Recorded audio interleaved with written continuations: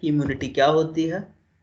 Immunity के बाद हम लोग इम्यूनिटी का क्लासिफिकेशन देख लिए थे कि इन्नेट इम्यूनिटी क्या है, एडाप्टिव इम्यूनिटी क्या है, जो हमारा एक्वायर्ड इम्यूनिटी क्या होती है, एक्वायर्ड इम्यूनिटी के अलावा बाकी टाइप की इम्यूनिटीज जो थी उनके बारे में पढ़ लिए थे हम, और जितने भी टर्म्स यूज होने वाले हैं उसके बारे में कल के क्लास में पढ़ लिए थे। प्रेजेंटेशन भी भेज दिया था, होप समझ में आया होगा, क्योंकि वो पूरा का पूरा प्रेजेंटेशन क्यूबे का नया एडिशन से बना हुआ है, तो उसमें कुछ चीजें नई हैं, कुछ चीजें पुरानी ही हैं। तो जितना भी इम्यूनिटी है, अब कल हम लोग एक इम्यूनिटी पढ़े थे जिसको हम लोग बोले थे ह्यूमोरल इम्यूनिटी, यस और नो।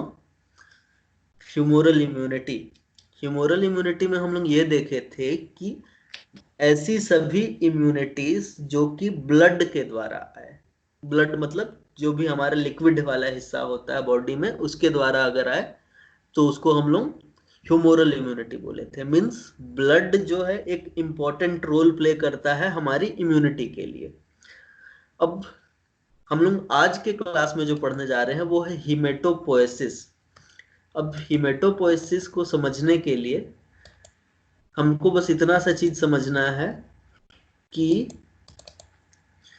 हीमेटोपोएसिस होता क्या है। तो हीमेटोपोएसिस का मतलब अगर समझना चाहो तो हीमेटोपोएसिस का मतलब बस इतना सा है कि हीमेटोपोएसिस वो प्रोसेस है जिसमें haematopoietic stem cells mature blood cells का फॉर्मेशन कर देंगे। ठीक है, haematopoietic stem cells mature cells का, मैच्योर ब्लड सेल्स का फॉर्मेशन कर दे, इसी प्रक्रिया को क्या कहा जाता है, हीमेटोपोएसिस कहा जाता है। अब हीमेटोपोएसिस में एक टर्म आ रहा है यहाँ पे देखो, स्टेम सेल्स।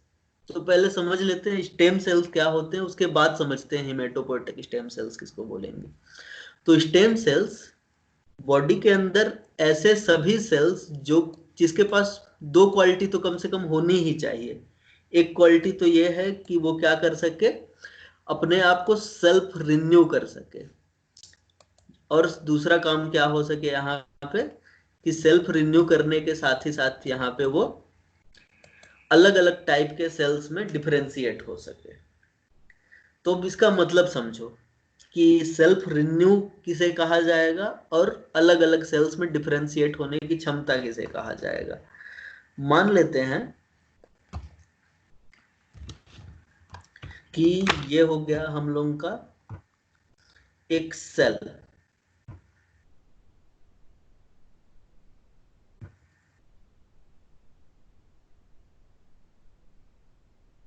फॉर एग्जाम्पल ये जो पिंक कलर का ये स्ट्रक्चर दिख रहा है ये कोई एक सेल है। ठीक है, सेल्फ रिन्यूअल का क्षमता क्या होता है, तो इसका मतलब यह है कि मान लो जब ये सेल डिवाइड करता है तो डिवीजन के बाद दो सेल्स बनने चाहिए। जब अगर माइटोसिस डिवीजन है तो दो टाइप के सेल्स बनते हैं।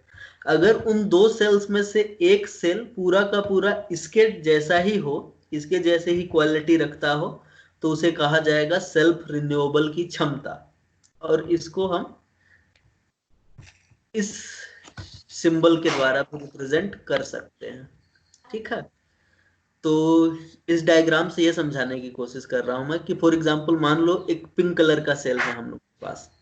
अब पिंक कलर का सेल्स जब बनता तो होना ये चाहिए था कि इससे बनने वाले जो डॉटर सेल्स हैं वो दोनों के दोनों पिंक हो, या फिर हो सकता है कि एक सेल अलग तरीके का बने और दूसरा सेल अलग तरीके का बने। मीन्स अगर ये सेल अपने जैसे ही सेल्स को बनाता है तो ये क्षमता कहलाएगी सेल्फ रिन्यूएबल की क्षमता, और डिफरेंशिएशन की क्षमता का मतलब अलग अलग तरह के सेल्स का बनाना ही क्या कहलाएगा, डिफरेंशिएशन की क्षमता कहलाएगी। ठीक है, तो स्टेम सेल्स किन्हें कहा जाएगा, स्टेम सेल्स ऐसे सभी सेल्स कहलाएंगे जो कि सेल्फ रिन्यूएबल की क्षमता रखते होंगे, साथ ही साथ इसके अलावा अलग अलग तरीके के सेल्स बना सकते हैं। अब स्टेम सेल्स होते कितने तरीके के हैं, तो स्टेम सेल्स को देखो तो स्टेम सेल्स में पहला जो टाइप है वो है totipotent stem cells. Totipotent stem cells ऐसे सभी स्टेम सेल्स होंगे जो कि बॉडी के कंप्लीट स्ट्रक्चर को बना सकते हैं। ठीक है, मीन्स एक सेल से कंप्लीट बॉडी बन सकती है, तो वो वाले सेल्स टोटिपोटेंट सेल्स कहलाएंगे। जैसे कि in the case of humans, जो जाइगोट होता है, जाइगोट जो कि फर्टिलाइज्ड एग ही है, वो जाइगोट से पूरा का पूरा बॉडी का फॉर्मेशन हो सकता है, तो वो सेल हो गया हमारे लिए टोटिपोटेंट सेल्स। दूसरा टाइप का सेल्स होता है प्लूरिपोटेंट सेल्स। प्लूरिपोटेंट का मतलब ऐसे embryonic stem cells. Embryonic stem cells का मीन्स ऐसे स्टेम सेल्स जो इम्ब्रियो में पाया जाता है और बॉडी में वो लगभग हर प्रकार के, लगभग बोल रहा हूं मैं, लगभग हर प्रकार के सेल्स का फॉर्मेशन कर सकता है। ऐसे सभी सेल्स क्या कहलाएंगे? प्लूरिपोटेंट कहलाएंगे। नेक्स्ट जो क्लासिफिकेशन है वो है मल्टीपोटेंट स्टेम सेल्स। और मल्टीपोटेंट स्टेम सेल्स ऐसे स्टेम सेल्स को कहा जाता है जो कि एडल्ट्स में पाया जाता है, और इनके पास भी क्या होता है कि ये लोग भी अलग अलग तरीके के सेल्स बना सकते हैं। अब यहाँ पे दो टर्म दोनों का दोनों कंफ्यूजिंग हो सकता है। प्लूरिपोटेंट में भी हम देख रहे हैं कि एक से अधिक प्रकार के सेल्स बन रहे हैं, मल्टीपोटेंट में भी देख रहे हैं कि एक से अधिक प्रकार के सेल्स बन रहे हैं। दोनों में डिफरेंस बस इतना सा है कि जो प्लूरिपोटेंट होता है वो एम्ब्रियोनिक कंडीशन में पाया जाता है, जबकि जो मल्टीपोटेंट स्टेम सेल्स होते हैं वो एडल्ट्स में पाए जाते हैं। इसके अलावा कुछ स्टेम सेल्स टिश्यू स्पेसिफिक हो सकते हैं। टिश्यू स्पेसिफिक स्टेम सेल्स का मतलब एडल्ट्स के अंदर किसी एक पर्टिकुलर स्ट्रक्चर के अंदर स्टेम सेल्स पाए जाए तो ऐसे स्टेम सेल्स क्या कहलाएंगे? टिश्यू स्पेसिफिक स्टेम सेल्स कहलाएंगे। और जो हिमेटोपोएटिक स्टेम सेल होता है वो एक टिश्यू स्पेसिफिक स्टेम सेल है। अब इसको हम टिश्यू स्पेसिफिक स्टेम सेल क्यों बोल रहे हैं? क्योंकि जो हिमेटोपोएटिक स्टेम सेल्स होते हैं वो बॉडी में कुछ जगहों पे ही पाए जाते हैं। अब कौन कौन से जगह है ये तो समझो कि जो स्टेम सेल्स होते हैं एम्ब्रियोनिक कंडीशन में यॉर्क सैक में पाया जाता है। ये चीज इंपॉर्टेंट है ना, इसको नोट कर लेना कि स्टेम सेल्स एम्ब्रियोनिक कंडीशन में तो पाए जाते हैं यॉर्क सैक में। जो फीटस होता है, फीटस मतलब जो बच्चा भ्रूण अवस्था में है, उसमें स्प्लीन में पाया जा सकता है, लिवर में पाया जा सकता है, इलियम में पाया जा सकता है, या तो फिर पेयर्स पैचेस में पाया जा सकता है। और ये क्वेश्चन CSIR नेट में एक बार बन चुका है कि हिमेटोपोएटिक स्टेम सेल्स पाए कहाँ पे जाते हैं।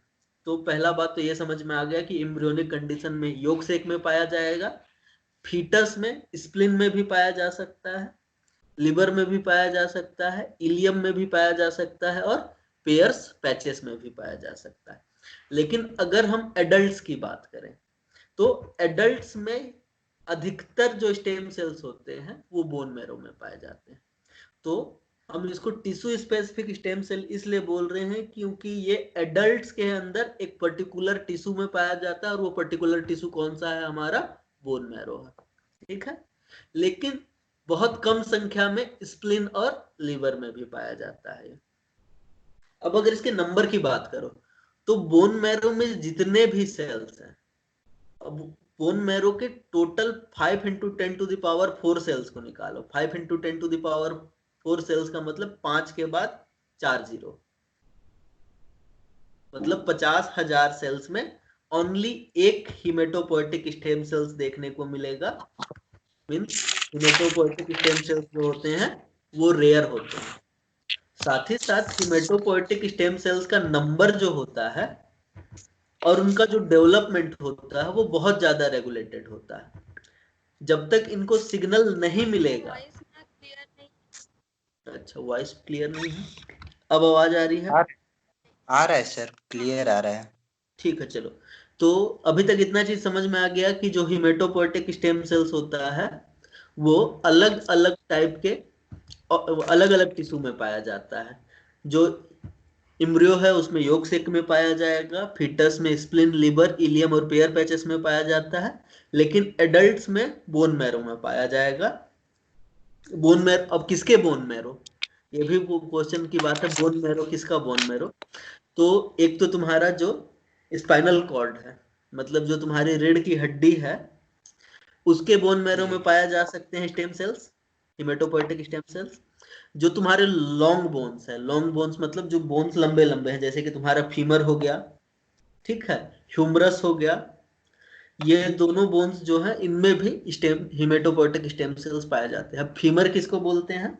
तो फीमर वो हड्डी है जो तुम्हारे कूल्हे को, तुम्हारे नीचे के जो घुटने तक जो हड्डी है वो हड्डी क्या कहलाएगी? फीमर कहलाएगी। ह्यूमरस कौन सी हड्डी कहलाएगी? तो ह्यूमरस जो तुम्हारे कंधे को, तुम्हारे हाथ का जो जॉइंट है बीच का, वहां तक जो वो बोन है वो कहलाएगा ह्यूमरस। तो वहां पे क्या होता है? हिमेटोपोएटिक स्टेम सेल्स पाया जाता है। बहुत कम अमाउंट में लिवर और स्प्लीन में भी पाया जाता है। नंबर की जब हम बात किए तो हम ये देखे कि 50,000 स्टेम सेल्स निकाल लो बोन मैरो से, तो उसमें ओनली एक हिमेटोपोएटिक स्टेम सेल होगा। मतलब इनका नंबर क्या होता है?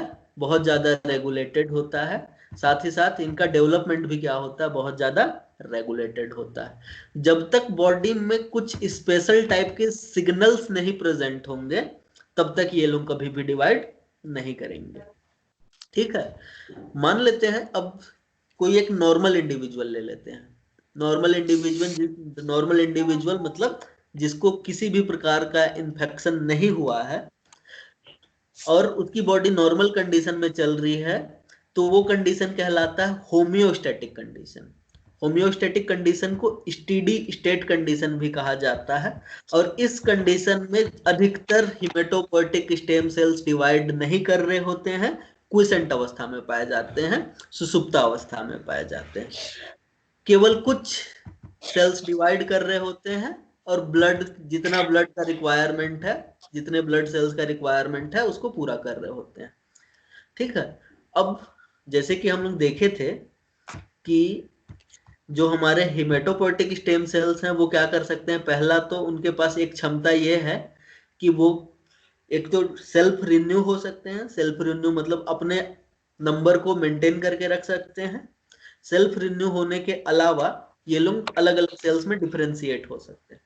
तो होता यह है कि जब स्टेम सेल्स डिवाइड होते हैं तो स्टेम सेल्स जैसे ही डिवाइड होंगे तो उनमें से कुछ सेल्स के पास अपने मदर सेल्स के जैसे ही क्वालिटी होगी। यही चीज रिन्यूएबल की क्षमता कहलाएगी। और बाकी जो बचे हुए सेल्स हैं इनसे ही पूरे के पूरे ब्लड सेल्स का फॉर्मेशन होगा। ठीक, आगे हम लोग डायग्राम में समझेंगे अच्छे से। अभी के लिए बस इतना याद समझ लो कि सेल्फ रिन्यू का मतलब क्या है? अपना नंबर को मेंटेन रखना। और डिफरेंशिएट होने का मतलब क्या है? कि डिवीजन के बाद कुछ सेल्स बाकी बॉडी का स्ट्रक्चर बनाने चले जाएंगे। ठीक है, अब आगे समझो कि जो हमारा अब होता क्या है कि जैसे जैसे एज बढ़ती है वैसे वैसे बॉडी के अंदर हिमेटोपोएटिक स्टेम सेल्स का नंबर क्या होने लग जाता है? कम होने लग जाता है। इसीलिए जैसे जैसे एज बढ़ता है वैसे वैसे बॉडी के अंदर ब्लड सेल्स की कमी होने लग जाती है। और ब्लड सेल्स की कमी होने की वजह से ऑर्गेनिज्म की इम्यूनिटी धीरे धीरे क्या होने लग जाती है? कम होने लग जाती है। इसीलिए कोरोना वायरस से ज्यादा ससेप्टेबल जो लोग हैं वो कौन है? एडल्ट्स, जिनका एज ज्यादा हो चुका है तो उनमें हिमेटोपोएटिक स्टेम सेल्स का नंबर कम हो गया है, जिसके कारण वो लोग इम्यून सेल्स का फॉर्मेशन नहीं कर पा रहे हैं। और इम्यून सेल्स का फॉर्मेशन नहीं हो पा रहा है उस केस में क्या हो रहा है कि इम्यून सेल्स का फॉर्मेशन नहीं हो रहा है तो उनकी इम्यूनिटी कम हो जा रही है। और इम्यूनिटी कम होने की वजह से वो लोग कोरोना वायरस के अगेंस्ट इम्यूनिटी जनरेट नहीं कर पा रहे हैं। अब आगे समझो कि अगर कोई एक पेशेंट को हम कीमोथेरेपी दे रहे हैं, कीमोथेरेपी मीन्स कैंसर हुआ था उसे, और कैंसर को ठीक करने के लिए हमने क्या किया? उसको कीमोथेरेपी देना स्टार्ट किया। तो कीमोथेरेपी में क्या होते हैं? बहुत सारे सेल्स बॉडी के मर जाते हैं जिसमें हिमेटोपोएटिक स्टेम सेल्स भी होते हैं। और जैसे ही हिमेटोपोएटिक स्टेम सेल्स मरेंगे बॉडी की इम्यूनिटी फिर से क्या हो जाएगी? कम हो जाएगी। अब इंपॉर्टेंट चीज पे चलते हैं। अभी तक तो जो चीज हम पढ़े वो बस जनरल इंट्रोडक्शन था कि हिमेटोपोएसिस होता क्या है। चलो एक बार फट से रिवाइज कर लेते हैं, उसके बाद आगे इंपॉर्टेंट चीज पे चलते हैं।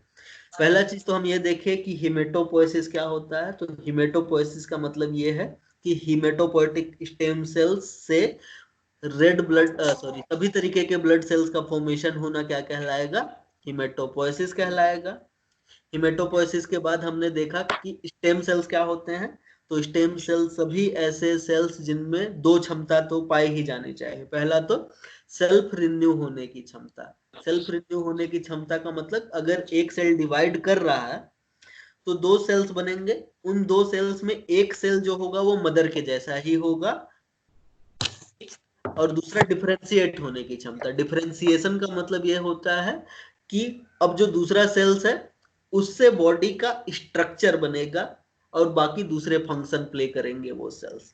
ठीक, उसके बाद देखा हमने कि स्टेम सेल्स चार तरीके के हो सकते हैं। पहला हमने देखा टोटीपोटेंट स्टेम सेल्स, मतलब ऐसे स्टेम सेल्स जिनसे बॉडी का कंप्लीट स्ट्रक्चर बन सकता है, उसे टोटीपोटेंट स्टेम सेल कहा गया। एग्जाम्पल हमने देखा है इसका जाइगोट, ठीक है, तो फर्टिलाइज एग भी कहा जा सकता है। दूसरा हमने देखा यहाँ पे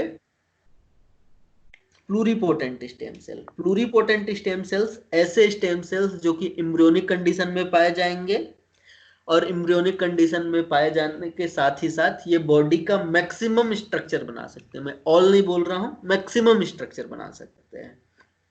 नेक्स्ट हमने पढ़ा कि यहाँ पे प्लूरीपोटेंट के बाद मल्टीपोटेंट स्टेम सेल्स हो सकते हैं। मल्टीपोटेंट स्टेम सेल्स पहली बात तो एडल्ट्स में पाए जाएंगे और एडल्ट्स के जो स्ट्रक्चर्स हैं उनको बनाने में हेल्प करेंगे।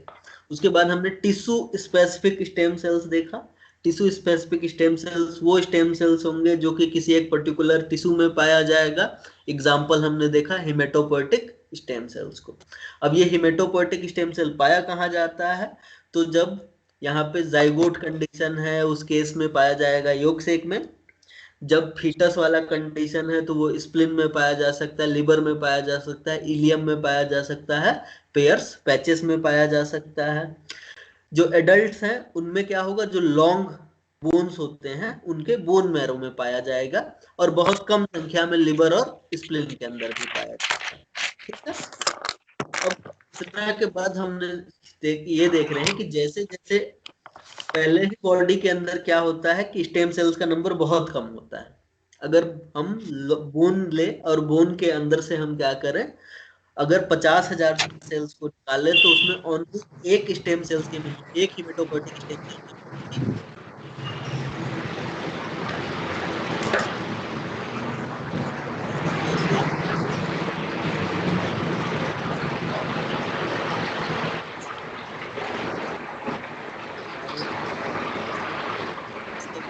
है वो साइलेंट कर लो। ठीक, अब हमने ये देखा कि जैसे जैसे ऑर्गेनिज्म की एज बढ़ती है वैसे वैसे हिमेटोपोएटिक स्टेम सेल्स का नंबर कम होता है। दूसरी बात, जैसे ही कीमोथेरेपी दी जाती है किसी एक पेशेंट को तो भी स्टेम सेल्स का नंबर कम होता है। अब आते हैं हम लोग, हमने ये देखा कि स्टेम सेल्स का नंबर बहुत कम है, लेकिन हमको स्टडी जब करना है तो स्टडी करने के लिए हमको क्या करना पड़ेगा, सेल्स को आइसोलेट करना पड़ेगा, और आइसोलेट करने के बाद उनको आइडेंटिफाई भी करना पड़ेगा। अब हिमेटोपोएटिक स्टेम सेल्स को आइसोलेट और आइडेंटिफाई कैसे किया जाता है, तो सबसे पहला चीज तो ये किया जाता है, ये समझना पड़ेगा कि जो स्टेम सेल्स हैं वो डिफरेंशिएटेड सेल्स नहीं है। अब एक टर्म बार बार मैं रिपीट कर रहा हूं और उस टर्म को मैं क्या बोल रहा हूं, डिफरेंशिएटेड सेल्स। तो डिफरेंशिएटेड सेल्स का मतलब समझो। डिफरेंशिएटेड सेल्स ऐसे सभी सेल्स हैं जो कि कोई एक पर्टिकुलर स्ट्रक्चर बना रहा है या फिर बॉडी में कोई एक पर्टिकुलर फंक्शन प्ले कर रहा है। एग्जाम्पल के लिए समझो, जैसे कि स्किन के सेल्स। स्किन के जो सेल्स हैं वो ओनली और ओनली क्या कर रहे हैं, बॉडी का आउटर लेयर बना के रखे हैं, उसके अलावा उनका कोई भी काम नहीं है। वो बॉडी के बाहर के लेयर को बना के रखे और बॉडी को बाहर से प्रोटेक्शन दे रहे हैं। ऐसा कभी भी नहीं होगा कि इनका जो सेल है वो तुम्हारे लिवर के पास नहीं मिलेगा, नहीं।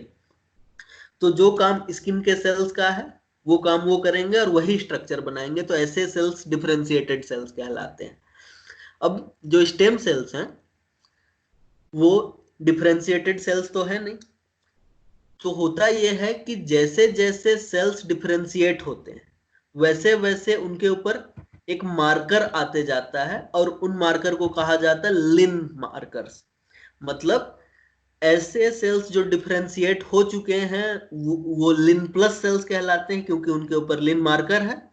जबकि बचे हुए जो स्टेम सेल्स होते हैं उनके पास लिन मार्कर नहीं होता है, इसीलिए वो लोग लिन माइनस सेल्स कहलाते हैं। तो अब इतना अगर चीज समझ में आ गया, मतलब ये है कि एडल्ट सेल्स में लिन मार्कर होता है, स्टेम सेल्स में लिन मार्कर नहीं होता है। तो अगर हम लोग पूरा का पूरा हमको एक सेल का पॉपुलेशन मिल गया है, तो उस पॉपुलेशन में से लिन वाले सेल्स को निकाल दें, तो जो बचा हुआ सेल का पॉपुलेशन है वो कैसा होगा, लिन माइनस सेल्स का होगा, मतलब उसमें स्टेम सेल्स पाए जा सकते हैं। समझ में आया? अब इनको आइसोलेट कैसे किया जा सकता है, तो इनको आइसोलेट करने के लिए हमारे पास दो टेक्निक्स प्रेजेंट है। पहला तो हम लोग मोनोक्लोनल एंटीबॉडीज का यूज कर सकते हैं, या फिर एक इंस्ट्रूमेंट होता है जिसे कहा जाता है फ्लोरोसेंट एक्टिवेटेड सेल सॉर्टर, जिसमें फ्लो साइटोमेट्री होती है, और फ्लो साइटोमीटर के द्वारा हम क्या कर सकते हैं, उन सेल्स को आइसोलेट कर सकते हैं। चलो इनको डायग्राम से समझते हैं। डायग्राम से ऐसे समझते हैं कि फॉर एग्जांपल ये है पूरा का पूरा पूरे के पूरे ब्लड सेल का पॉपुलेशन। मतलब हमने क्या किया कि फॉर एग्जांपल एक माउस लिया, और उस माउस से हमको हिमेटोपोएटिक स्टेम सेल्स को आइसोलेट करना था। तो हमने क्या किया, उसका उसके पास से उस माउस के अंदर से उसका बोन को क्या कर लिया, हमने निकाल लिया, उसको ऑपरेट किया माउस को। पहले माउस को मारा गया, माउस को मारने के बाद उसके बोन्स को निकाला गया, उसके बोन को क्रश किया गया, और उसके बोन को क्रश करने के बाद जो सेल का उसको क्या किया गया, एक सॉल्यूशन में डिसॉल्व कर दिया गया। जैसे ही उसको सॉल्यूशन में डिसॉल्व करेंगे तो यहाँ पे क्या बनेगा, बोन मैरो का सस्पेंशन बन जाएगा, और इस बोन मैरो के सस्पेंशन में जितने भी ब्लड के सेल्स होते हैं वो सब पाए जाएंगे। जैसे कि यहाँ पे ये एन का मतलब है न्यूट्रोफिल, ईओ का मतलब है स्नोफिल्स, ठीक है, बी का मतलब है बेसोफिल्स, यहाँ पे पी का मतलब है प्लेटलेट सेल्स। यहाँ पे ये जो ब्लू कलर का सेल दिख रहा है इकलौता ये है स्टेम सेल। अब इतने पूरे पॉपुलेशन में से हमको कौन सा सेल्स चाहिए, ये सेल्स जिन्हें हम क्या कह रहे हैं, स्टेम सेल्स कह रहे हैं। अब हमने ये चीज तो पढ़ लिया कि जो एडल्ट सेल्स हैं, जैसे कि ये हो गया हमारा न्यूट्रोफिल, इसके ऊपर लिन मार्कर होगा, ये हो गया स्नोफिल, इसके ऊपर भी लिन मार्कर होगा, ये हो गया हमारा बेसोफिल, इसके ऊपर भी क्या होगा, हमारा लिन मार्कर होगा। ये प्लेटलेट्स के सेल्स, तो इनके ऊपर भी क्या होगा, लिन मार्कर प्रेजेंट होगा। तो अब समझो हमने क्या किया, जो भी लिन मार्कर है, क्या किया, जो लिन मार्कर था ना, उस लिन मार्कर के अगेंस्ट में जो एंटीबॉडी बनी हुई है, मोनोक्लोनल एंटीबॉडी, उस एंटीबॉडी को हमने माइक्रो टाइटर प्लेट के ऊपर आराम से एड्सॉर्ब कर दिया। एड्सॉर्ब करने का मतलब हमने इस एंटीबॉडीज को इस प्लेट में क्या कर दिया है, चिपका दिया है, एड्सॉर्ब कर दिया है। अब हमने क्या किया, इस पूरे के पूरे सेल के पॉपुलेशन को क्या कर दिया, इस प्लेट के अंदर डाल दिए, और प्लेट में डालने के बाद 1 से 2 घंटे के लिए इसको कल्चर होने दिया। अब उससे होगा क्या, उससे ये होगा कि जो हमारे डिफरेंशिएटेड सेल्स हैं उनके ऊपर तो लिन मार्कर प्रेजेंट है, और ये एंटीबॉडी इस लिन के अगेंस्ट में बनी हुई है, तो जितने भी लिन वाले सेल्स होंगे वो इस एंटीबॉडी से क्या हो जाएंगे, चिपक जाएंगे। चिपकने के बाद जो स्टेम सेल्स हैं उनके ऊपर लिन मार्कर तो है नहीं, और ये जो प्लेटलेट्स के सेल्स दिख रहे हैं इनके ऊपर भी लिन मार्कर नहीं है। तो क्या होगा, जो एडल्ट सेल्स हैं वो तो एंटीबॉडी से चिपक गया, जैसे कि यहाँ पे देखो ये स्नोफिल्स हो गया, ये न्यूट्रोफिल्स हो गया, ये ल्यूकोसाइट्स हो गए, बेसोफिल्स हो गए, ठीक है, मैक्रोफेजेस हो गए। जिनके ऊपर भी लिन मार्कर था वो एंटीबॉडी से चिपक गए, और जिनके ऊपर लिन मार्कर नहीं था वो लोग फ्री रहे। अब हमने क्या किया, जो सेल्स एंटीबॉडी से बाइंड हो चुके थे उनको अलग कर लिया, और जो सेल्स एंटीबॉडी से बाइंड नहीं हुए थे उनको क्या कर लिया, हमने अलग कर लिया। अब इस सेल्स में पूरे के पूरे पॉपुलेशन में से हमारा स्टेम सेल्स क्या हो चुका है, अलग हो चुका है। कंप्लीटली अलग हुआ है क्या, नहीं, बहुत सारे सेल्स का मिक्सचर अभी भी है, लेकिन स्टेम सेल्स अब बहुत सारे भीड़, इतने सारे भीड़ में से क्या हो चुका है, कम भीड़ में आ चुका है। तो हम इसको फर्दर प्यूरिफाई कर सकते हैं। अब वो भी कैसे होगा इसको भी समझो। अगर इतना चीज समझ में आ रहा है तो हमने अभी तक क्या किया है, हमने अभी तक निगेटिव सिलेक्शन किया है। निगेटिव सिलेक्शन बोलने का मतलब हमने अभी उन सेल्स को पकड़ा है जो स्टेम सेल्स नहीं थे, जो बचे हुए सेल्स थे वो स्टेम सेल्स थे। अब समझो कि जो स्टेम सेल्स होते हैं उनके ऊपर क्या होता है, कुछ उनके ऊपर भी कुछ मार्कर होते हैं। कौन कौन से मार्कर पाए जाते हैं स्टेम सेल्स के ऊपर? पहला बात तो CD34 प्रेजेंट होता है, दूसरा मार्कर जो होता है वो SCA1 होता है, और तीसरा मार्कर जो होता है वो कौन होता है? C-KIT होता है। अब ऐसे सेल्स जिनके ऊपर लिन मार्कर है, SCA भी है, C-KIT भी है, ऐसे सेल्स को एक वर्ड में बोला जाता है LSK सेल्स, मतलब लिन, SCA और C-KIT। ऐसे सेल्स क्या कहलाएंगे? हमारे LSK सेल्स कहलाएंगे। अब इनसे हमको कैसे आइसोलेट करना है स्टेम सेल्स को, इसको समझो। तो मान लो फिर वही एक्सपेरिमेंट कर रहे हैं हम। हमको क्या करना था कि हमको एक माउस से क्या करना था, पूरा का पूरा स्टेम सेल्स को अलग करना था। कैसे अलग किया गया तो इसको समझो। हमने क्या किया, एक माउस लिया। अब माउस लेने के बाद हमने उस सेम वही चीज, उस माउस को किल किया, किल करने के बाद उसका बोन निकाला, बोन को क्रश किया, क्रश करने के बाद उसका जो भी सेल्स हैं उसको एक सस्पेंशन में डिसॉल्व कर दिया। उसमें सभी प्रकार के सेल्स होंगे। हमने क्या किया, सबसे पहला चीज तो किया निगेटिव सिलेक्शन। निगेटिव सिलेक्शन कैसे किया? हमको पता है जो एडल्ट सेल्स हैं उनके ऊपर लिन मार्कर होगा। उस लिन मार्कर के अगेंस्ट में एंटीबॉडी को क्या किया, हमने एड्सॉर्ब करके रखा था प्लेट पे। जब हमने उसको एड्सॉर्ब करके रखा था तो जितने भी एडल्ट सेल्स हैं, जितने भी डिफरेंशिएटेड सेल्स हैं वो तो प्लेट पे चिपक जाएंगे। जो बचे हुए सेल्स हैं वो क्या हो जाएंगे, नहीं चिपकेंगे, तो उनको हम क्या कर सकते हैं, आसानी से आइसोलेट कर सकते हैं। अब निगेटिव सिलेक्शन के बाद एडल्ट सेल्स तो अलग हो चुके हैं। अब एडल्ट सेल्स के अलावा जो स्टेम सेल्स है वो स्टेम सेल्स क्या हो जाएंगे, वो अलग हो जाएंगे। अब इन पूरे के पूरे पॉपुलेशन में से सेल्स को हमको क्या करना है, पॉजिटिवली सेलेक्ट करना है। पॉजिटिव सिलेक्शन का मतलब अब हम स्टेम सेल्स को पकड़ेंगे। अब स्टेम सेल्स को कैसे पकड़ेंगे, तो सेम उसी माइक्रोटाइटर प्लेट में जो मोनोक्लोनल एंटीबॉडी होगा वो किसके अगेंस्ट में होगा, वो होगा SCA के अगेंस्ट में और C-KIT के अगेंस्ट में। तो जो स्टेम सेल्स जिसके ऊपर हम लोग देखे अभी थोड़ी देर पहले कि कौन कौन से मार्कर प्रेजेंट होते हैं, पहला तो CD34 प्रेजेंट होता है, CD34 के अलावा SCA प्रेजेंट होता है और C-KIT प्रेजेंट होता है। उस सेल को हमने क्या कर दिया, अलग कर लिया। तो अब हमारे पास क्या होगा, पूरा का पूरा जो हमारा स्टेम सेल्स हैं वो अलग हो जाएंगे, बाकी बचे हुए प्रोजेनेटर सेल्स क्या हो जाएंगे, अलग हो जाएंगे। अब हमको कैसे पता चलेगा कि हमने जो आइसोलेट किया है वो स्टेम सेल ही है? तो उसके लिए हम लोग क्या कर रहे हैं, अब दूसरा एक्सपेरिमेंट कर रहे हैं। दूसरा माउस लिया हमने, दूसरे माउस को हमने क्या किया, एक्सरे से ट्रीट किया। एक्सरे में जो एक्सरे की इंटेंसिटी थी वो कितनी थी, 950 रेड्स थी।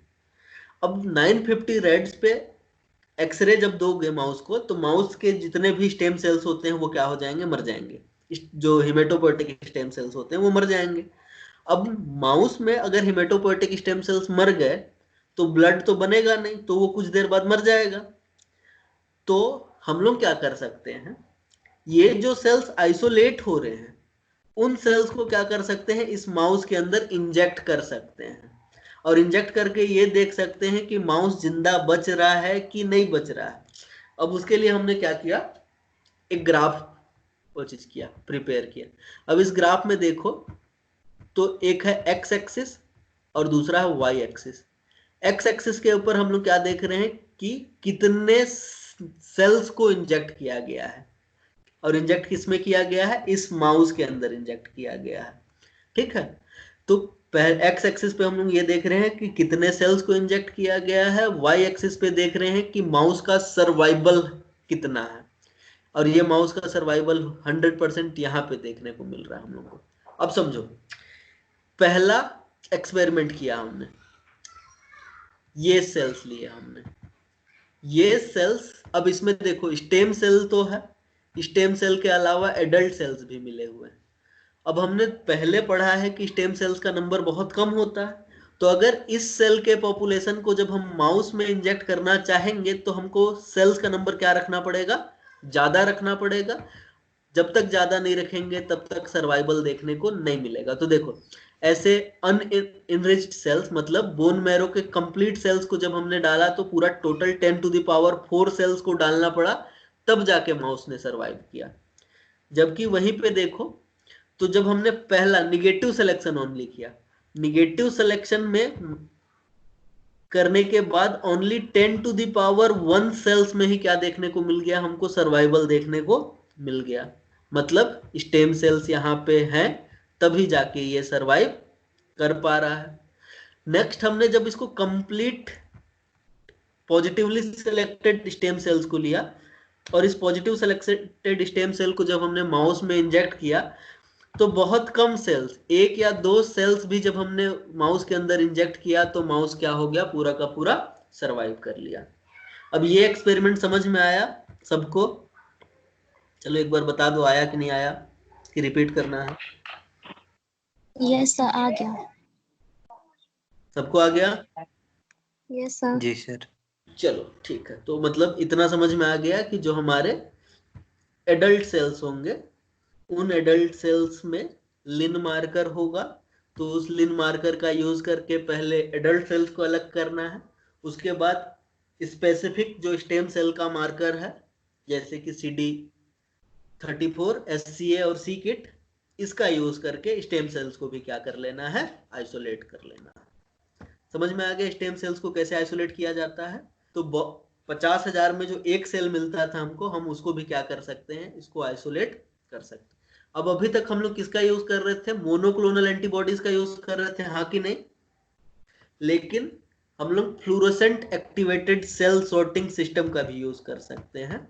और fluorescent activated cell sorting system में क्या होता है, बस हम लोग क्या करते हैं, ऐसे सेल्स जो कि स्टेम सेल पूरा का पूरा बोन मैरो के सेल्स लेंगे और फिर उसको एक मशीन से गुजारेंगे, और उस मशीन का नाम क्या है, FACS, fluorescent activated cell sorter.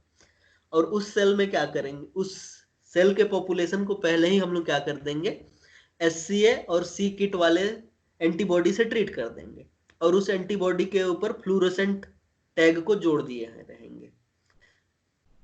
Photo बना के समझाता हूँ, ज्यादा अच्छे से समझ में आएगा। फॉर एग्जाम्पल ऐसा समझो कि ये जो ब्लू कलर का सेल दिख रहा है ये हो गया हमारा हिमेटोपोएटिक स्टेम सेल्स। लेकिन बोन मैरो में हिमेटोपोएटिक स्टेम सेल्स के अलावा भी बहुत सारे सेल्स हैं, ठीक है? तो अलग अलग कलर से जो सेल्स बना रहा हूं मैं उसको समझ लो कि ये उसके अलावा जो सेल्स हैं उनकी बात कर रहे हैं हम लोग। अब हम लोग जैसे कि देख चुके हैं कि जो हमारे स्टेम सेल्स होते हैं वो बहुत कम नंबर में पाए जाते हैं। अब होगा क्या, तो अब समझो कि मैं क्या बोल रहा हूँ कि ये जो ब्लू वाले सेल्स हैं, ये ब्लू वाले सेल्स स्टेम सेल्स हैं, और ये बाकी बचे हुए सेल्स जो हैं वो मैच्योर सेल्स हैं, मतलब डिफरेंशिएटेड सेल्स हैं। तो पहला बात तो ये समझ में आ गया होगा हम लोग को कि जो ये एडल्ट सेल्स हैं इनके ऊपर लिन मार्कर प्रेजेंट होता है, ये बात समझ में आ गया है। अब जब एडल्ट सेल्स के ऊपर लिन मार्कर है तो ये जो पिंक कलर से मैं दिखाया इसको मान लेते हैं लिन मार्कर। नेक्स्ट अब ये समझो कि ये जो ब्लू कलर का सेल्स है इसके पास 3 मार्कर देखे हम लोग। कौन कौन सा मार्कर देखे? पहला मार्कर हम लोग देखे CD38, दूसरा मार्कर हम लोग देखे सी किट, और तीसरा मार्कर क्या देखे हम लोग, SCA, जो यहाँ पे लिखा हुआ है ना, देखो यहाँ पे पहला लिन प्लस मतलब SCA, सी किट और CD34। अब इससे क्या हुआ, इससे ये हुआ कि अब हम लोग ने ये पूरा का पूरा सेल लिया और इस सेल को अब हम गुजार रहे हैं एक पतले से लाइन से, और यहाँ पे लेजर लाइट है। क्या है? लेजर लाइट है जो कि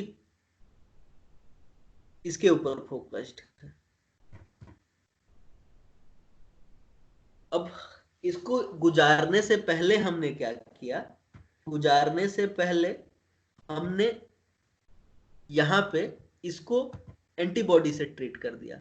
अब ये एंटीबॉडी किसके अगेंस्ट में जनरेट किए गए हैं, तो ये एंटीबॉडी जनरेट किया गया है हमारा सी किट के अगेंस्ट में, और साथ ही साथ जो हमारा SCA है उसके अगेंस्ट में। ठीक है, अब दो एंटीबॉडी ले लो।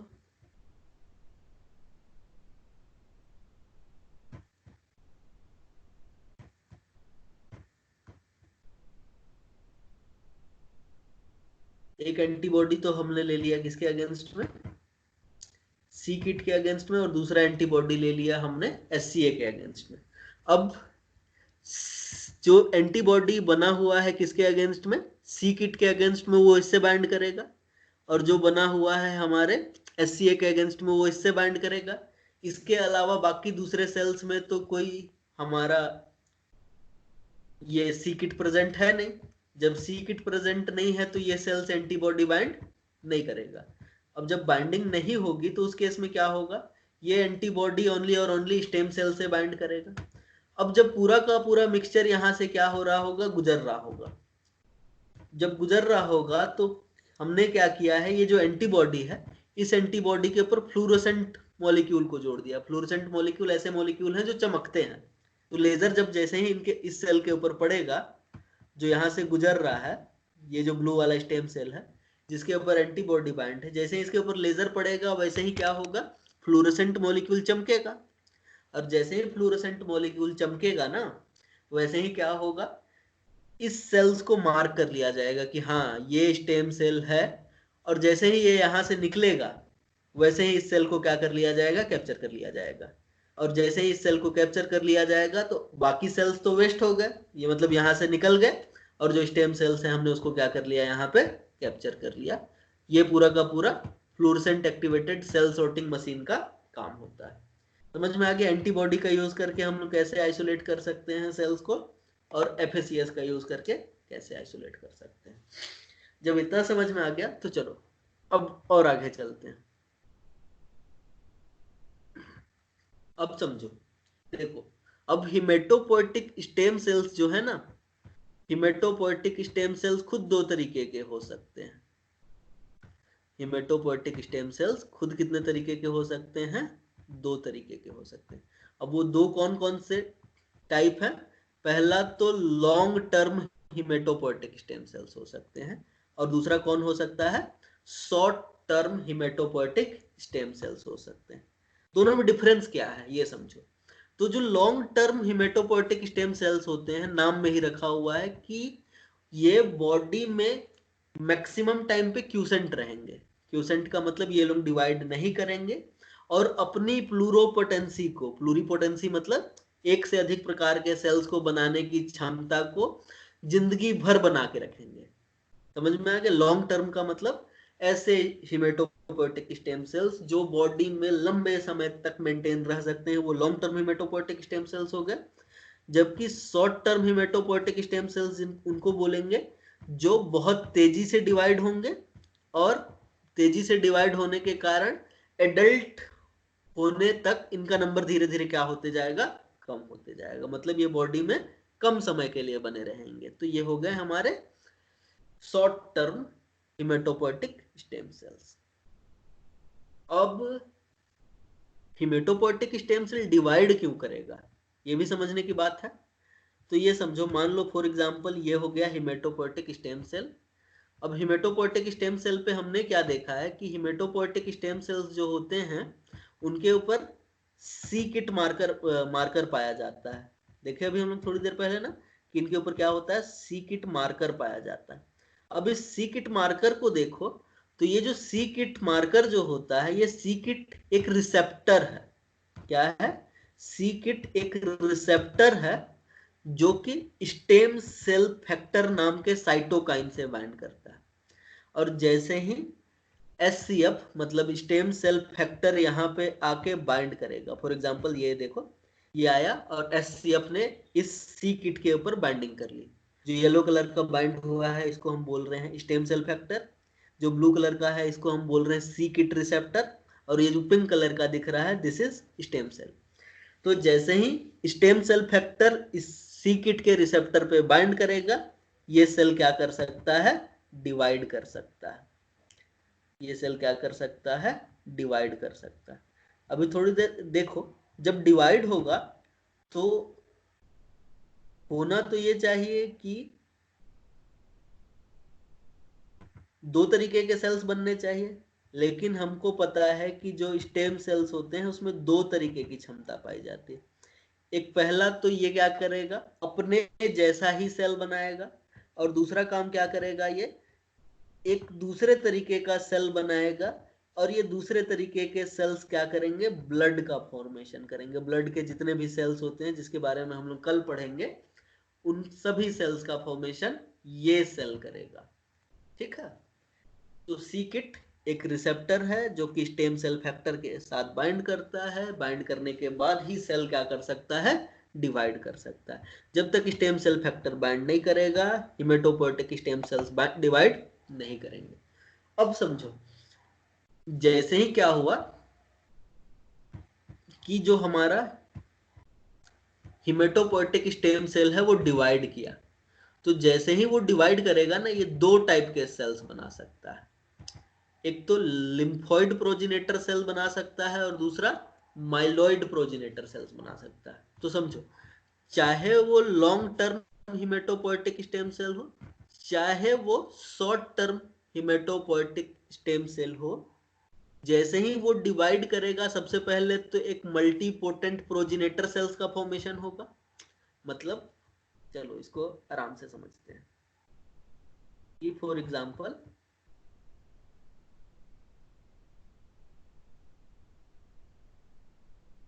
ये हो गया हमारा हिमेटोपोएटिक स्टेम सेल। हमने क्या देखा कि हिमेटोपोएटिक स्टेम सेल के ऊपर क्या होता है, सी किट नाम का एक रिसेप्टर पाया जाता है, और इस सी किट रिसेप्टर के ऊपर आके बाइंड करता है हमारा स्टेम सेल फैक्टर, मतलब SCF। तो ये जो है वो क्या है, SC और F है। ये जो रिसेप्टर है ये सी किट का रिसेप्टर है। जैसे ही SCF जो है वो सी किट के रिसेप्टर पे बाइंड किया, वैसे ही अब ये स्टेम सेल क्या हो सकता है, या तो short term haematopoietic stem cell हो सकता है, या फिर long term haematopoietic stem cell हो सकता है। इसीलिए हम लोग सीधा सीधा इसको नोमेनक्लेट कर रहे हैं हिमेटोपोएटिक स्टेम सेल। अब ये क्या करेगा, डिवाइड करेगा तो सबसे पहला तो ये होगा कि ये सेम अपने जैसे ही सेल्स का क्या करेगा, फॉर्मेशन करेगा। और ये अपने जैसा ही सेल जो है वो खुद क्या होगा, एक स्टेम सेल होगा। इसी क्षमता को हमने क्या कहा है, सेल्फ रिन्यू होने की क्षमता कहा। दूसरा क्या होगा, तो दूसरा यहाँ पे दूसरे तरीके के सेल्स बनेंगे, और ये जो दूसरे तरीके के सेल्स हैं इन्हें कहा जा रहा है मल्टीपोटेंट प्रोजिनेटर सेल्स। इन्हें क्या कहा जा रहा है, मल्टीपोटेंट प्रोजिनेटर। शॉर्ट में इसको मैं MPP लिख रहा हूं, मल्टीपोटेंट प्रोजिनेटर्स। अब मल्टीपोटेंट प्रोजिनेटर्स जैसे ही बनेंगे, ये मल्टीपोटेंट प्रोजिनेटर्स क्या हो सकते हैं, खुद डिवाइड कर सकते हैं, और डिवाइड करके ये खुद दो तरीके के सेल्स बना सकते हैं। एक तो माइलॉइड प्रोजिनेटर के सेल्स, और दूसरे लिम्फोइड प्रोजिनेटर के सेल। मतलब ये बना माइलॉइड प्रोजिनेटर और ये बना लिम्फोइड प्रोजिनेटर।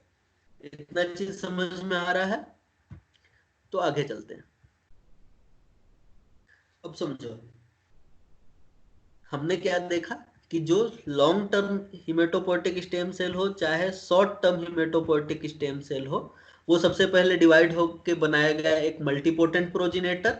और ये मल्टीपोटेंट प्रोजिनेटर या तो माइलॉइड प्रोजिनेटर बना सकता है, जिसे कॉमन माइलॉइड प्रोजिनेटर भी कहा जाता है। और माइलॉइड प्रोजिनेटर के जो सेल्स होते हैं उनसे रेड ब्लड सेल्स बनते हैं, प्लेटलेट्स के सेल्स बनते हैं, माइलॉइड सेल्स बनते हैं। माइलॉइड सेल्स में क्या क्या आते हैं, ग्रेन्युलोसाइट्स आते हैं, मोनोसाइट्स आते हैं, मैक्रोफेजेस आते हैं, और कुछ डेंड्राइटिक सेल्स होते हैं जो बनेंगे किससे, माइलॉइड प्रोजेनेटर के सेल से। जबकि और ये जो माइलॉइड प्रोजेनेटर के सेल्स होते हैं ये इन्नेट इम्यूनिटी के पार्ट होते हैं। किसके पार्ट होते हैं, इन्नेट इम्यूनिटी के पार्ट होते हैं। और जब भी इन्फेक्शन होता है तो सबसे पहले जो सेल्स इन्फेक्शन को टैकल करते हैं वो कौन से प्रोजेनेटर सेल से बनेंगे, माइलॉइड प्रोजेनेटर सेल से बनेंगे। ठीक है। और जब हम लोग बात करें किसकी, लिम्फोइड प्रोजेनेटर की, और ये जो लिम्फोइड प्रोजेनेटर के सेल्स हैं इन्हें कॉमन लिम्फोइड प्रोजेनेटर्स भी कहा जाता है। अब इससे बी लिम्फोसाइट बन सकता है, टी लिम्फोसाइट बन सकता है। इसके अलावा इन्नेट लिम्फोइड सेल्स बन सकते हैं और कुछ तरीके के डेंड्राइटिक सेल्स बन सकते हैं। और ये जो बी और टी सेल्स होते हैं ये एडाप्टिव इम्यूनिटी में रोल प्ले करते हैं। और यही बी और टी सेल्स मेमोरी सेल्स का भी फॉर्मेशन करते हैं, जिसके कारण लॉन्ग टर्म तक इम्यूनिटी मिल सकती है। यहाँ पे हमने एक सेल पढ़ा which is innate lymphoid cells. ये इन्नेट और एडाप्टिव दोनों तरीके की इम्यूनिटी शो कर सकते हैं। ठीक है, आगे चलते हैं। आगे ये है कि अब समझो कि जो मल्टीपोटेंट प्रोजेनेटर सेल्स है वो मल्टीपोटेंट प्रोजेनेटर सेल्स के ऊपर एक रिसेप्टर पाया जाता है जिसको बोलते हैं हम लोग FLT3। और जैसे ही मल्टीपोटेंट के ऊपर FLT3 का एक्सप्रेशन होता है ये लोग इरिथ्रोसाइट का मतलब रेड ब्लड सेल्स और प्लेटलेट्स बनाने की एबिलिटी खो देते हैं। ठीक है। और ऐसे सेल्स कहलाते हैं lymphoid primed multipotent progenitors. Lymphoid primed multipotent progenitors किन्हें कहा जाता है, तो ऐसे मल्टीपोटेंट प्रोजेनेटर्स जिनके ऊपर FLT3 का रिसेप्टर एक्सप्रेस हो गया है तो ये लोग रेड ब्लड सेल्स या फिर प्लेटलेट्स का फॉर्मेशन नहीं कर सकते हैं। मतलब सिंपल सी बात है, ये माइलॉइड सेल्स नहीं बनने जा रहे हैं। ये कौन से सेल्स बनने जा रहे हैं, लिम्फोइड सेल्स बनने जा रहे हैं। इसीलिए हम इसको क्या बोल रहे हैं, लिम्फोइड प्राइम्ड सेल्स कह रहे हैं। ठीक बात। अब जो हमारे लिम्फोइड प्राइम्ड मल्टीपोटेंट प्रोजेनेटर्स होते हैं तो वो लिम्फोइड लीनिएज के सभी सेल्स का फॉर्मेशन करेंगे और उनके ऊपर से सी-किट और SCA का एक्सप्रेशन धीरे धीरे कम होते जाएगा और उनके अंदर RAG1 और TDT एंजाइम का एक्सप्रेशन स्टार्ट हो जाएगा। RAG मतलब रिकॉम्बिनेशन एक्टिवेटिंग जीन और TDT का मतलब होता है टर्मिनल डीऑक्सी ट्रांसफरेज। और ये दोनों के दोनों एंजाइम एंटीबॉडी के बनने में और टी सेल रिसेप्टर के बनने में क्या होते हैं, इंपॉर्टेंट रोल प्ले करते हैं। ठीक है। अब जैसे ही RAG1 का एक्सप्रेशन होता है मतलब समझ जाओ कि वो कौन सा सेल्स बनने जा रहा है, लिम्फोइड सेल्स बनने जा रहा है। और ऐसे cells early lymphoid progenitor cells कहलाते हैं। और अर्ली लिम्फोइड प्रोजेनेटर सेल्स अब बोन मैरो से अलग हो जाते हैं। अब बोन मैरो से अलग होने के बाद वो थाइमस में चले जाते हैं और थाइमस में टी सेल्स का फॉर्मेशन होता है। टी सेल्स को टी सेल इसीलिए ही बोल रहे हैं क्योंकि इसका फॉर्मेशन कहाँ पे होता है, थाइमस में होता है। जबकि कुछ सेल्स जो होते हैं वो बोन मैरो में ही रुक जाएंगे और बोन मैरो से किसका फॉर्मेशन होगा, बी सेल्स का फॉर्मेशन होगा। और बी सेल को भी बी सेल इसीलिए बोल रहे हैं क्योंकि इनका फॉर्मेशन ह्यूमन के केस में बोन मैरो में होता है, बर्ड्स के केस में बर्सा ऑफ फेब्रिसियस में होता है। ठीक है। अब ऐसे सेल्स जिनको क्या होना है, बी सेल्स बनना है, उन सेल्स में क्या होगा, सबसे पहला बात तो इंटरल्यूकिन 7 का रिसेप्टर का एक्सप्रेशन बढ़ जाएगा और जैसे साथ ही साथ सी-किट का एक्सप्रेशन, इसका 1 का एक्सप्रेशन कम हो जाएगा, इंटरल्यूकिन ज्यादा हो जाएगा। मतलब समझ जाओ कि अब ये माइलॉइड सेल्स कभी नहीं बनेगा। ये कौन सा सेल बनेगा, लिम्फोइड सेल्स बनेगा। इसको ऐसे समझ में नहीं आ रहा होगा तो आगे डायग्राम बना हुआ है, डायग्राम से आराम से समझ लेंगे हम।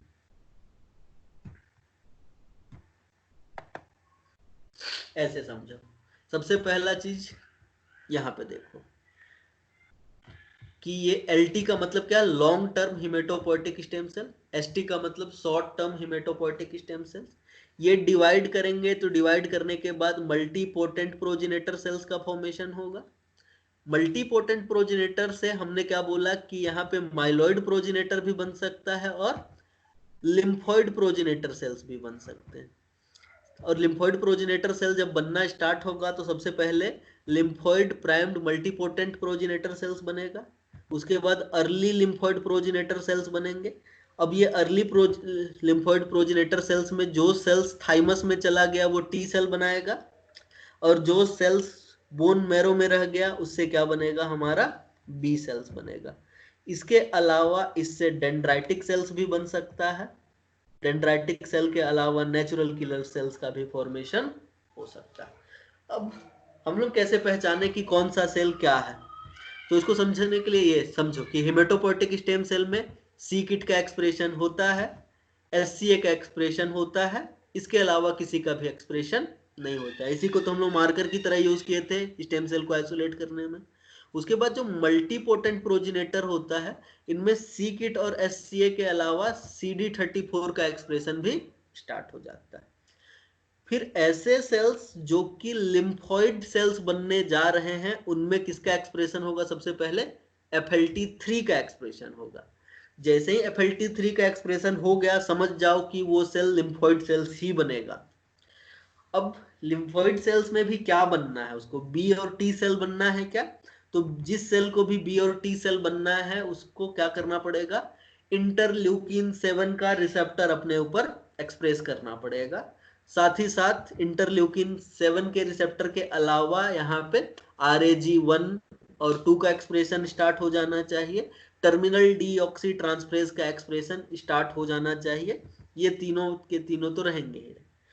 अब देखो, जैसे ही हमारा लिम्फॉइड प्रिकर्सर सेल बना, अब लिम्फॉइड प्रिकर्सर सेल है तो अब ये एडल्ट सेल बनने जा रहा है, तो स्टेम सेल का जो भी मार्कर है वो यहाँ से कम होता जाएगा, बाकी जो एडल्ट सेल्स के मार्कर हैं उनका एक्सप्रेशन क्या होता जाएगा, बढ़ता चला जाएगा।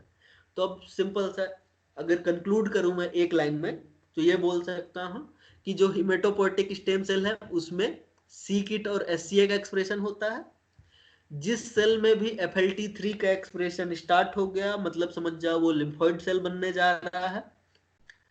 ठीक है, अब लिम्फॉइड सेल में भी बी और टी सेल बनने का तब जब उसके ऊपर इंटरल्यूकिन 7 का रिसेप्टर एक्सप्रेस होगा, और बी और टी सेल में इंटरल्यूकिन 7 रिसेप्टर के अलावा RAG1 और 2, साथ ही साथ टर्मिनल डीऑक्सी ट्रांसफरेज का एक्सप्रेशन होना चाहिए, तभी जाके वो क्या बनेगा, लिम्फॉइड प्रोजेनेटर बनेगा। अगर इसका एक्सप्रेशन नहीं हो रहा है मतलब वो कौन सा सेल बनाएगा, माइलॉइड प्रोजेनेटर का सेल बनाएगा। ठीक है, चलो आगे चलते हैं थोड़ा सा और। अब ये चीज इंपॉर्टेंट है हम लोग के लिए, ये है हमारा हिमेटोपोएसिस का पूरा बैकग्राउंड, ये पूरा का पूरा हमारा हिमेटोपोएसिस का जान है। हिमेटोपोएसिस में हमने क्या देखा कि जो हिमेटोपोएटिक स्टेम सेल्स होते हैं उनसे ब्लड के सभी प्रकार के सेल्स बन सकते हैं। हमने थोड़ी देर पहले देखा कि जो हिमेटोपोएटिक स्टेम सेल्स होते हैं उसके पास सेल्फ रिन्यूअल की क्षमता होती है, साथ ही साथ इससे माइलॉइड प्रोजेनेटर सेल्स और लिम्फॉइड प्रोजेनेटर सेल्स का फॉर्मेशन हो सकता है। अब हमने थोड़ी देर पहले ही देखा कि जो लिम्फॉइड प्रोजेनेटर के सेल्स हैं उससे डेंड्राइटिक सेल्स बन सकता है। थाइमस के अंदर अगर वो गया तो टी सेल्स बनेगा, और टी सेल्स कितने तरीके के हो सकते हैं, मेनली 2 तरीके के, टी हेल्पर सेल्स और टी साइटोटॉक्सिक सेल्स। और अगर वो बोन मैरो के अंदर ही रह गया तो उससे क्या बनेगा, बी सेल्स बनेंगे। इसके अलावा यहाँ पे क्या बन सकता है, इनेट लिम्फॉइड सेल्स का फॉर्मेशन हो सकता है। तो इतना याद रखना हम लोग को कि लिम्फॉइड, जहां पे भी लिम्फॉइड आ गया मतलब लिम्फोसाइट्स की बात कर रहे हैं। और लिम्फोसाइट में कौन कौन लिम्फोसाइट आता है, एक बी लिम्फोसाइट जिसको बी सेल भी कहा जाता है, एक टी लिम्फोसाइट जिसको टी सेल्स भी कहा जाता है। बी लिम्फोसाइट्स में देखो तो उससे बी सेल बनता है, और जो टी लिम्फोसाइट होते हैं उससे टी हेल्पर और टी साइटोटॉक्सिक सेल्स का फॉर्मेशन होता है। बी और टी लिम्फोसाइट्स के अलावा डेंड्राइटिक सेल बन सकता है और इनेट लिम्फोइड सेल्स का फॉर्मेशन हो सकता है। वहीं पे अब आ जाओ माइलॉइड प्रोजेनेटर के सेल्स के ऊपर। अब माइलॉइड प्रोजेनेटर से सबसे पहला चीज तो जो है उसको समझ जाओ कि इरिथ्रॉइड सेल्स बनता है। इरिथ्रॉइड का मतलब होता है रेड ब्लड सेल्स, आरबीसीज, पहला चीज।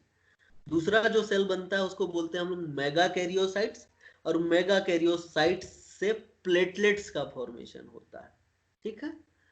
नेक्स्ट, इससे डेंड्राइटिक सेल्स का भी फॉर्मेशन हो सकता है, मतलब डेंड्राइटिक सेल्स माइलॉइड प्रोजेनेटर से भी बनते हैं और लिम्फोइड प्रोजेनेटर से भी बनते हैं।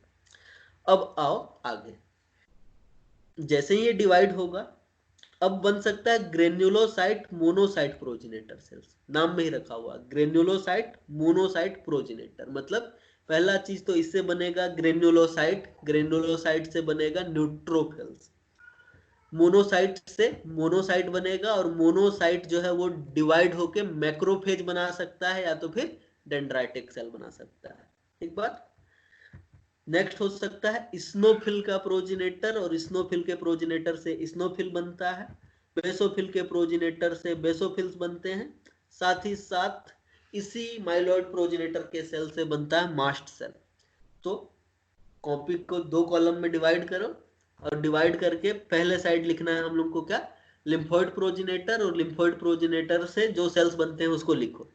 पहला तो बनेगा टी सेल्स, दूसरा बनेगा बी सेल, तीसरा बनेगा डेंड्राइटिक सेल, चौथा बनेगा innate lymphoid sales.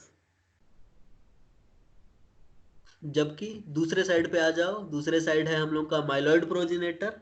Myeloid progenitor से सबसे पहला जो चीज बनेगा वो बनेगा आरबीसी, जिसको इरिथ्रोसाइट भी कहा जाता है। दूसरा चीज बनेगा मेगाकैरियोसाइट, मेगाकैरियोसाइट से बनता है प्लेटलेट्स। नेक्स्ट बनेगा मास्ट सेल, नेक्स्ट बनेगा बेसोफिल, नेक्स्ट बनेगा स्नोफिल, neutrophils, monocytes, macrophages, dendritic sales. लिख लिया इतना चीज? अगर नहीं लिखे हो तो इसको स्क्रीनशॉट ले लेना। अब आओ आगे। अब पूरे के पूरे ब्लड में जो अलग अलग तरीके के सेल्स हैं उनका नंबर क्या होता है और उनका लाइफ स्पैन क्या होता है। हम सिंपल सा बात कर रहे हैं, किसकी बात, लिम्फोइड प्रोजेनेटर से हमने देख लिया क्या क्या बन सकता है। आरबीसी बन सकता है जिसका लाइफ स्पैन होता है 120 दिनों का।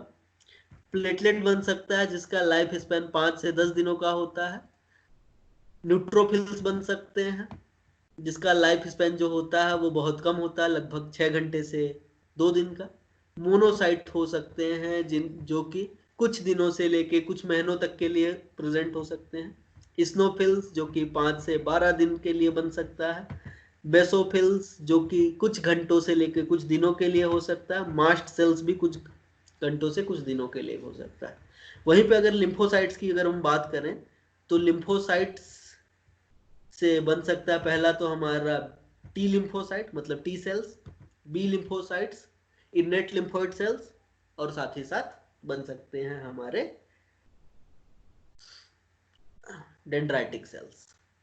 अब कभी तुम लोग बीमार पड़े हो और डॉक्टर ने तुमको सीबीसी टेस्ट लिख के दिया हो, कंप्लीट ब्लड काउंट, तो उस केस में सबसे पहला जो चीज किया जाता है वो यही चीज मेजर किया जाता है सॉरी, कि तुम्हारे ब्लड के अंदर अलग अलग सेल्स का नंबर कितना है। अब उसको देख के हम लोग क्या क्या चीजें समझ सकते हैं।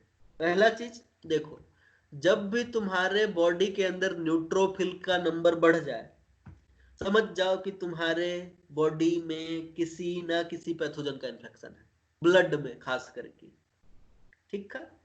अगर बॉडी के अंदर स्नोफिल और बेसोफिल का नंबर ज्यादा है तो उस केस में तुमको एलर्जिक है।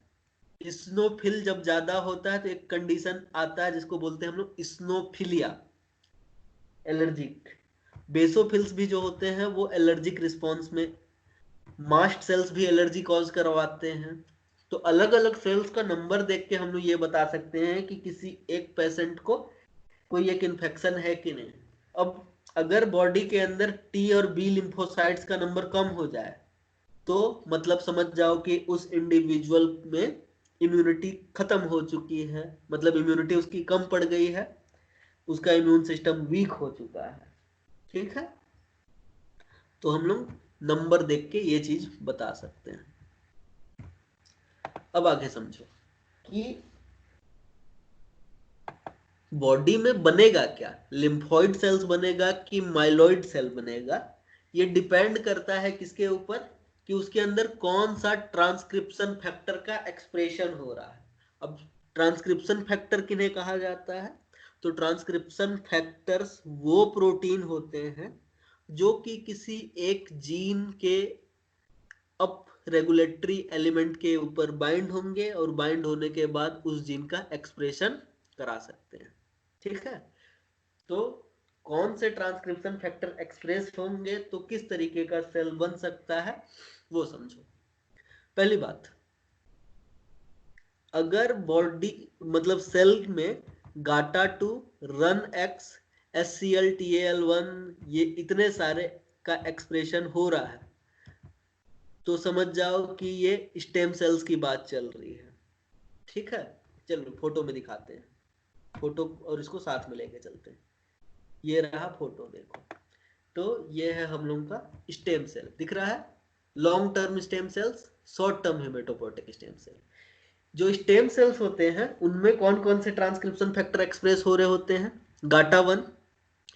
देखो याद क्या क्या रखना है, ओनली और ओनली अगर तुम लोग GATA1 को भी अगर याद रख लो, ठीक है, तो काम बन जाएगा। याद रखना GATA1 किस में एक्सप्रेस हो रहा होता है, long term haematopoietic stem cells में और short term haematopoietic stem cells में। GATA1 के अलावा ये जो लगभग 8-9 दिख रहे हैं ट्रांसक्रिप्शन फैक्टर, ये पूरे के पूरे स्टेम सेल्स के हिमेटोपोएटिक स्टेम सेल में एक्सप्रेस हो रहा होता है। अब आगे समझो, जो हमारा लॉन्ग टर्म स्टेम सेल है वो डिवाइड करेगा short term haematopoietic stem cells में, उससे बनेगा मल्टी पोटेंट प्रोजेनेटर सेल्स। अब मल्टी पोटेंट प्रोजेनेटर सेल्स में कौन सा ट्रांसक्रिप्शन फैक्टर एक्टिवेट हो रहा है उसके हिसाब से बॉडी में अलग अलग टाइप के सेल्स बनते हैं। अगर क्या हुआ यहाँ पे, GATA1 जो कि हिमेटोपोएटिक स्टेम सेल में पहले से था, उसके अलावा PU1 का एक्सप्रेशन हुआ तो समझ जाओ कि वो माइलॉइड प्रोजेनेटर सेल बनने जा रहा है।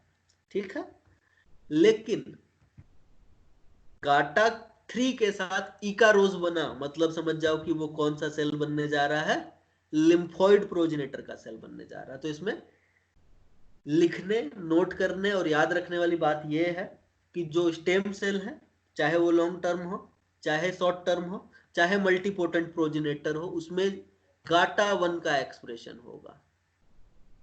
जैसे ही मल्टीपोटेंट प्रोजेनेटर में गाटा के साथ PU1 का एक्सप्रेशन हो, समझ जाओ कि वो कौन सा सेल बनने जा रहा है, माइलॉइड प्रोजेनेटर का सेल बनने जा रहा है।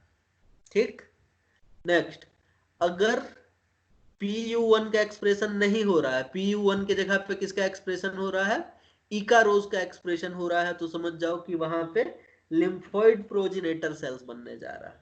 अब हम लोग थोड़ी देर पहले ही देख चुके हैं कि जो लिम्फोइड प्रोजेनेटर सेल है उससे या तो टी सेल बन सकता है या तो फिर बी सेल बन सकता है। अब समझो कि जैसे ही यहाँ पे इकारोज बना था, इकारोज के साथ साथ NOTCH1 का एक्सप्रेशन स्टार्ट हो जाए GATA3 के साथ, तो वहां पे टी सेल बन रहा है।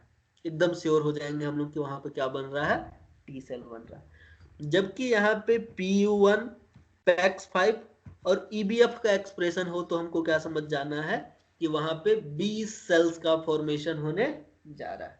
तो नोट करने वाली बात क्या है कि लिम्फोइड प्रोजेनेटर एक बार बन गया, उसमें अगर NOTCH1 का एक्सप्रेशन हुआ तो वो टी सेल बनेगा। अगर PU1, PAX5, EBF का एक्सप्रेशन हुआ तो वहां पे बी सेल्स बनेगा। इतना चीज हो गया। तो अब इधर आ जाओ माइलॉइड प्रोजेनेटर के ऊपर। माइलॉइड प्रोजेनेटर में सबसे पहला चीज तो हम लोग देखे क्या, ग्रेन्युलोसाइट मोनोसाइट प्रोजेनेटर बन सकता है, जिससे हमारा ग्रेन्युलोसाइट बन सकता है या तो न्यूट्रोफिल बन सकता है, सॉरी न्यूट्रोफिल बन सकता है या तो फिर मोनोसाइट्स बन सकते हैं। वो तब बनेंगे जब यहाँ पे PU1 का एक्सप्रेशन हो और PU1 के साथ CEBPA का एक्सप्रेशन हो, तब वो बनेगा। लेकिन अगर गाटा 1 का एक्सप्रेशन हो तो उससे आरबीसी बनेगा ओनली और ओनली। ठीक है, सेम यही चीज यहाँ पे भी लिखा हुआ है इस स्लाइड में, अगर पढ़ना चाहो तो आराम से देख सकते हो। क्या कि इकारोज किस लिए जरूरी है? लिम्फोइड प्रोजेनेटर सेल्स बनाने के लिए। लेकिन माइलॉइड जब भी बनना होगा तो उसमें इकारोज का एक्सप्रेशन नहीं हो सकता। और अगर इकारोज में म्यूटेशन हो जाए तो इकारोज म्यूटेट हो गया मतलब लिम्फोइड सेल्स नहीं बन सकते हैं, और लिम्फोइड सेल नहीं बनेगा मतलब बी और टी सेल्स नहीं बन सकते हैं, मतलब उस ऑर्गेनिज्म में इम्यूनिटी एब्सेंट होगी। और इम्यूनिटी एब्सेंट होने का मतलब ऐसे ऑर्गेनिज्म इम्यूनो कॉम्प्रोमाइज्ड होंगे और ये लोग क्या सरवाइव नहीं कर सकते हैं। वहीं पे हमने देखा PU1 को, PU1 जो होता है वो लिम्फोइड प्रोजेनेट लिम्फोइड सेल्स को बनाता है। ठीक है, सॉरी, PU1 जो होता है वो माइलॉइड सेल्स को बनाता है। ये चीज PU1 जो होता है वो माइलॉइड सेल्स को बनाता है। अगर PU1 का लेवल कम है तब लिम्फोइड सेल्स बनते हैं। थोड़ी देर पहले हम फोटो में देखे ना कि जो इकारोज है उससे बनता है लिम्फोइड सेल्स। अगर PU कम है तो लिम्फोइड सेल्स, अगर PU ज्यादा है तो उससे बनेगा माइलॉइड सेल्स। अब लिम्फोइड सेल्स में भी हमने क्या देखा कि जो नॉच 1 है, जैसे ही नॉच 1 का एक्सप्रेशन हुआ तो टी सेल्स बन जाएगा। अगर नॉच 1 की जगह पे दूसरे EBF बाकी एक्सप्रेस हुए तो वहां पे बी सेल बनेगा। वहीं पे हमने जब माइलॉइड प्रोजेनेटर को देखा, अगर उसमें गाटा 1 का एक्सप्रेशन हो तो समझ जाओ उससे क्या बनने वाला है, आरबीसी बनने वाला है। और अगर PU1 एक्सप्रेस हुआ मतलब समझ जाओ कि यहाँ पे जो हमारे माइलॉइड और लिम्फोइड सेल्स के बीच में